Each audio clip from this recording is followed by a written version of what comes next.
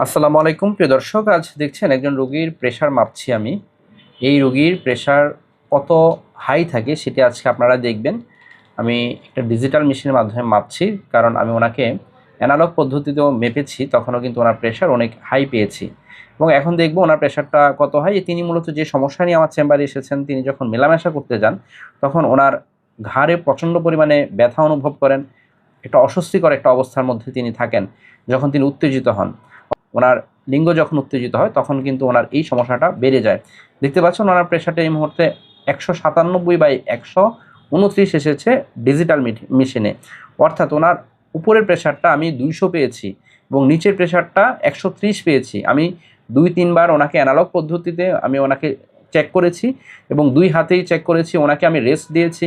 তিনি চেম্বারে এসে প্রায় আধা ঘন্টারও বেশি ওনাকে আমি বসিয়ে রেখেছি এবং তারপরে আমি ওনার এই ব্লাড প্রেশারটি চেক করছি এবং 2 হাতেই কিন্তু ওনার ব্লাড প্রেশারটি চেক করছি এবং চেয়ারে বসে একেবারে আইডিয়াল পদ্ধতিতে যেভাবে মাপা দরকার সেভাবেই মাপছি। কিন্তু প্রতিবারই ওনার প্রেশার অনেক হাই আসছে এবং এই মুহূর্তেও দেখছেন 197/129, অর্থাৎ 130 প্রায় নিচেরটা এবং উপরের প্রেশারটা প্রায় 200-র মতো। শুনবো ওনার মুখ থেকে।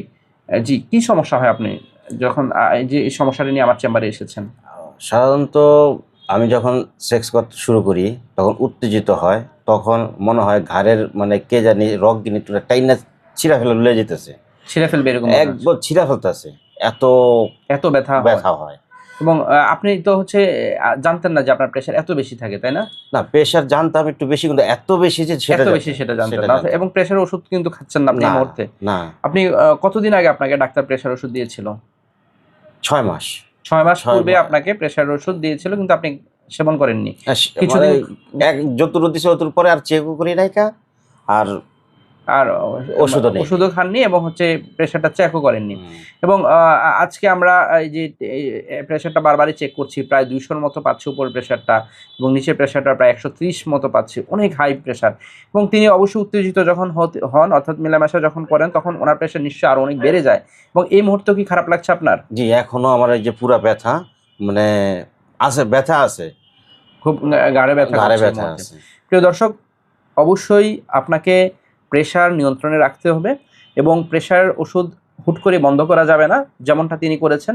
একজন ডাক্তার ওনাকে বলেছিলেন প্রেশার ওষুধ সেবন করার জন্য, কিন্তু তিনি সেটা প্রেশার ওষুধটা সঠিকভাবে সেবন করেননি এবং কিছুদিন সেবন করার পর তিনি আর সেটা সেবন করেননি।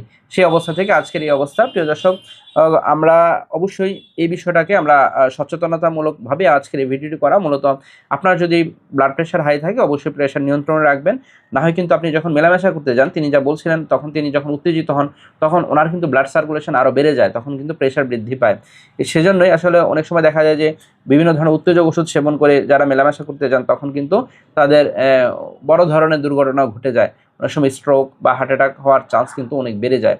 প্রিয় দর্শক, অবশ্যই ব্লাড প্রেশার নিয়ন্ত্রণে রাখা উচিত এবং নিয়মিত ব্লাড প্রেশার ওষুধ সেবন করা উচিত এবং ডাক্তারের পরামর্শ ব্যতীত কোনো ধরনের উত্তেজক ওষুধ সেবন করা থেকেও বিরত থাকা উচিত।